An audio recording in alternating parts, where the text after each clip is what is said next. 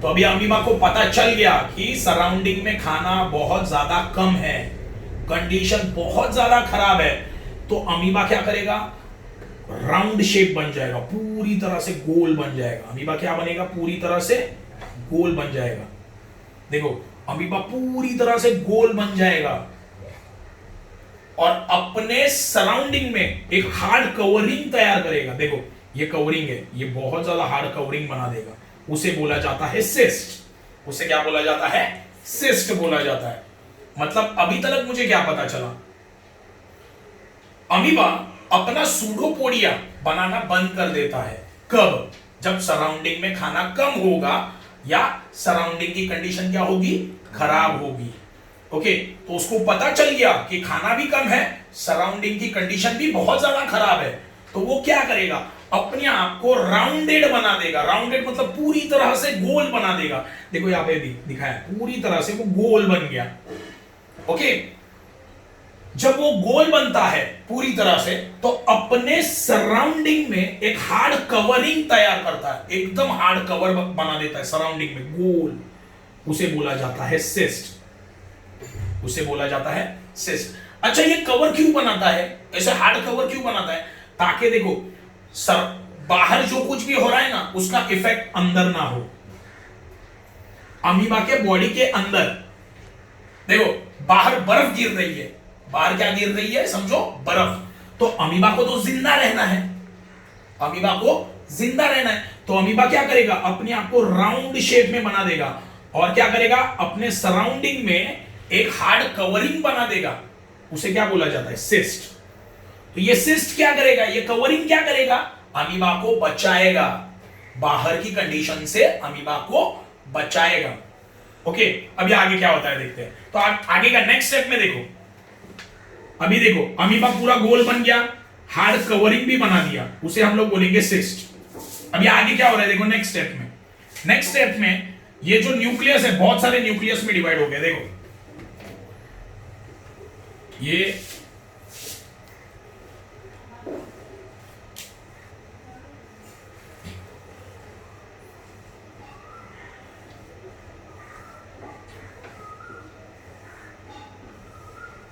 देखो यहां पे सिंगल न्यूक्लियस था, है ना।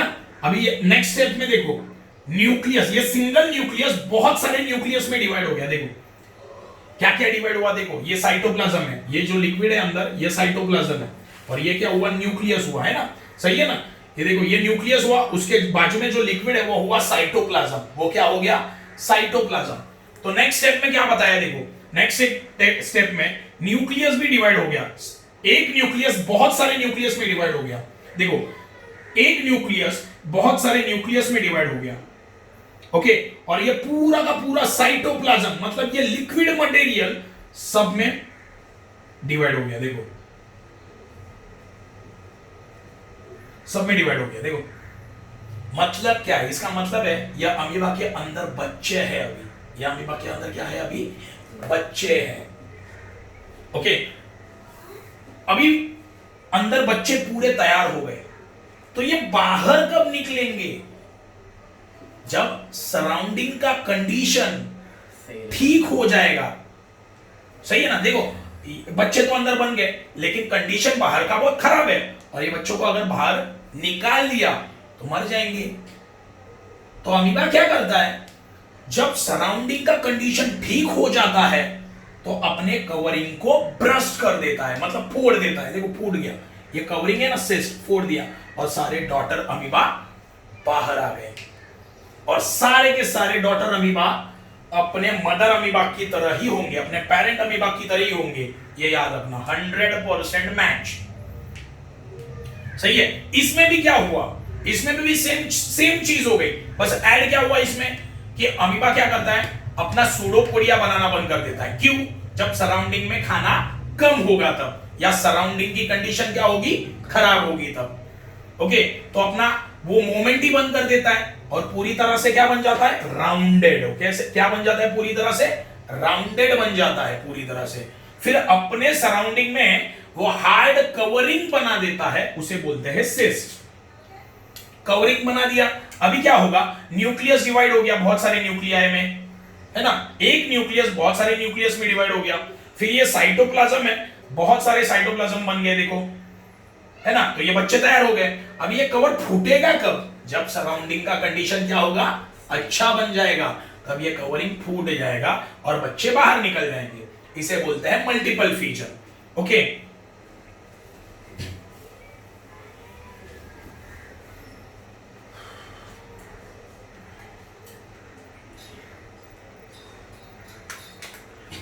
देखो अभी हम लोग देखेंगे बड़े, हम लोग क्या देखेंगे, बड़े।